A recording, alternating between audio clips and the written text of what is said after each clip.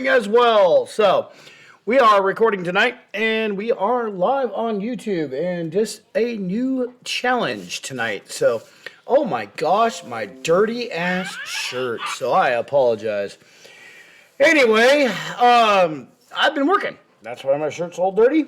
Been out all day. We have been just busy as heck.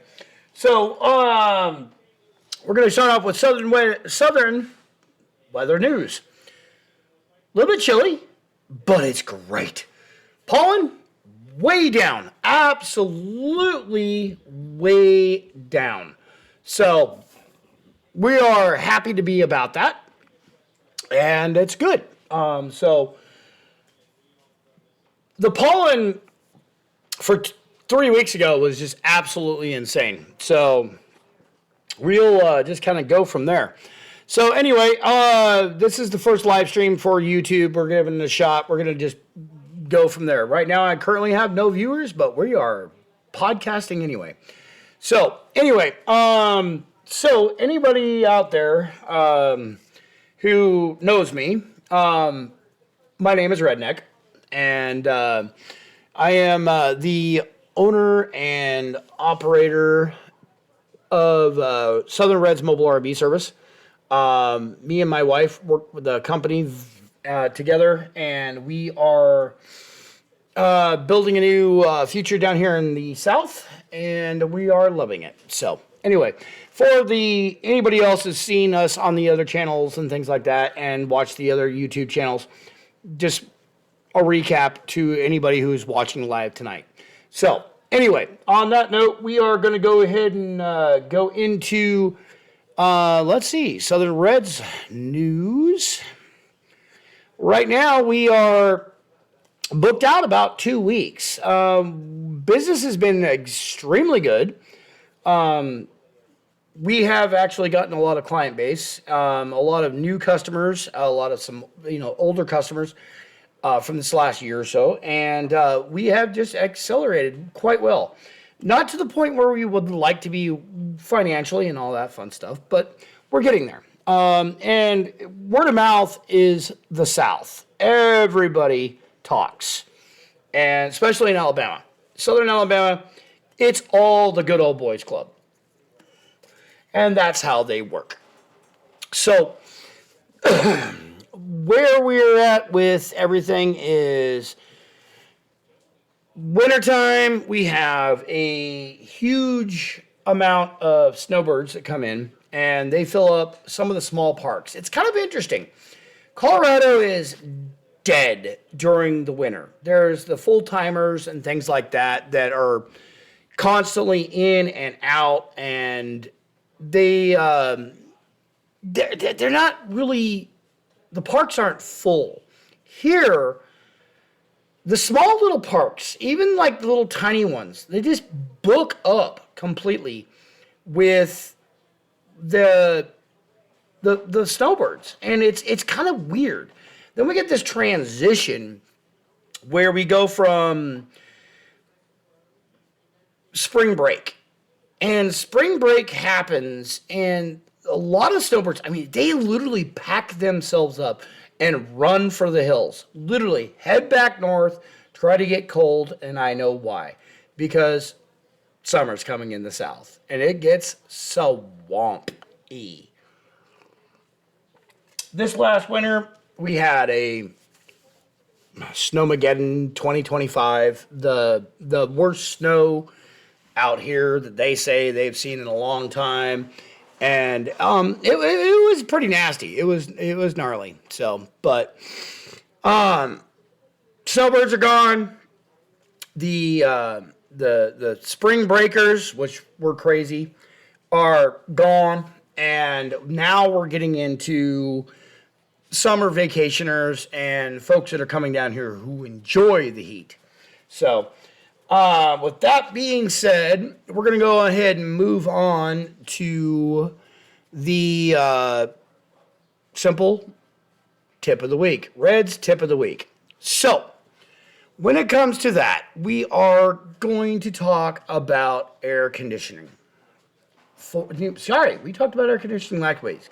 We're going to talk about the refrigeration systems. Okay, so we're going to go ahead and talk about a standard RV refrigeration system. The standard RV refrigeration system is like so.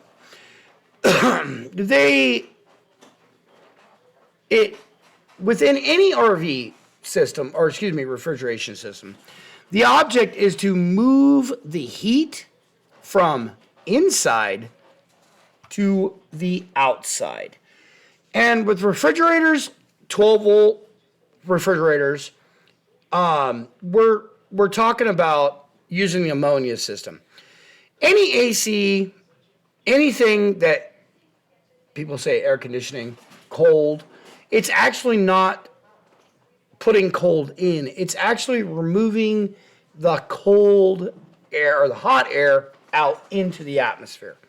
You're actually doing the opposite. You're removing heat and putting it outside, and thus you get cold on the inside. And this time of year with refrigerators, it doesn't matter if it's Dometic nor cold, anything that has an evaporated system where the hot air has to go from one side to the other. We have a common problem, which is this simple airflow. And the big tip is for this is what we're looking for getting rid of every ounce of hot on the inside and moving it up through the atmosphere and getting it out. And the problem that a lot of people have is that the vents on top and bottom or the coils are completely 100% clogged, and that always causes a problem. Sometimes you get mice buildups, you get bird's nests, you get bees nests, you get decay, insulation falls down, and things like that. And what you really want to do is get rid of that problem. Plus, on older units, you can literally have the point where you start getting older age units that don't have the proper air moving across. I'm trying to find a new picture here real quick. And what happens is you get, I'm going to go back to this one here. You'll see, going to zoom in here a little bit.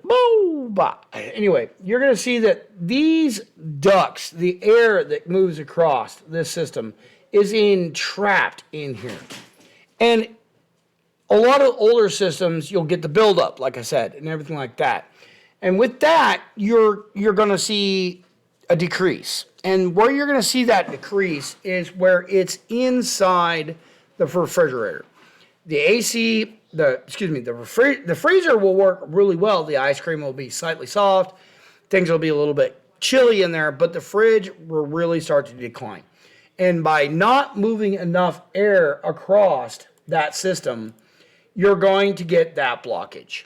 The other thing is when it comes to refrigerators that are inside slide-out rooms. Anytime you get a blockage, it's coming across there, coming across anywhere there, or up top, and that proper air comes in. You get the suck in from here, it goes up through, and it comes back out. If that isn't properly moving, that is a huge problem. So what you really need to do is always check to see if, one, the coils across the back of your refrigerator. I don't know why I'm saying AC tonight, because I think we did last week. But you want to check and make sure there's no blockages coming across here or any impediments across here on the back of the system. And you can just simply look up. If you open the bottom coil, and we'll go back to this real quick. If you open up the bottom of your AC system, you should be able to see light coming from the top. And this one here is in a slide out system, like I said. But even if you are in a naturally aspirated system where it comes in from the bottom and goes out the roof, you should still be able to see some sort of light source. Any blockages there, problem. Anything going on there, problem. Next thing you want to look at as well is there are these things, oh, I'm going to find it here, boom, boom, boom, called cooling fans.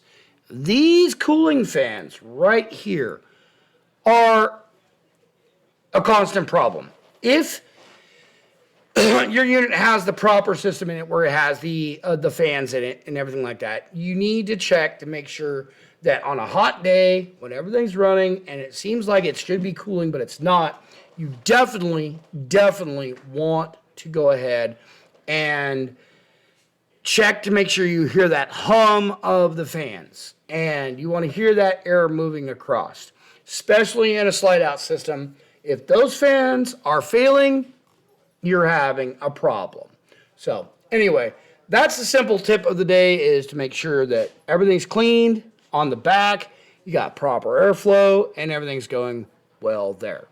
So if your unit's older and it doesn't have the cooling fans, you're going to usually extend the lifespan of a refrigeration unit, RV style, ammonia based, LP gas, 110, combo, LP gas, 12 volt, 110 combo. You can usually extend the lifespan of your refrigerator, especially double doors, the bigger units, Norcolts, Domestics. You can extend your lifespan of those units by just adding some simple cooling fans. And there are a lot of kits out there that are available, and you can get those fairly cheaply. Anybody can wire them up. They're not that too hard to do. And if you ever have any questions, hit us up and we can definitely talk about it.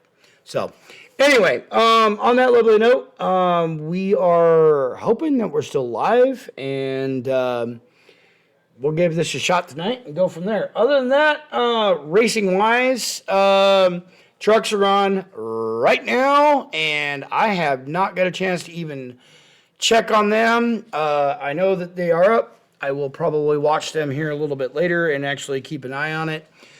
But NASCAR Recup, I believe we're at we're Bristol, the big conveyor belt this weekend. So we'll see how it goes. And Crafton's running 6th. This isn't bad for me.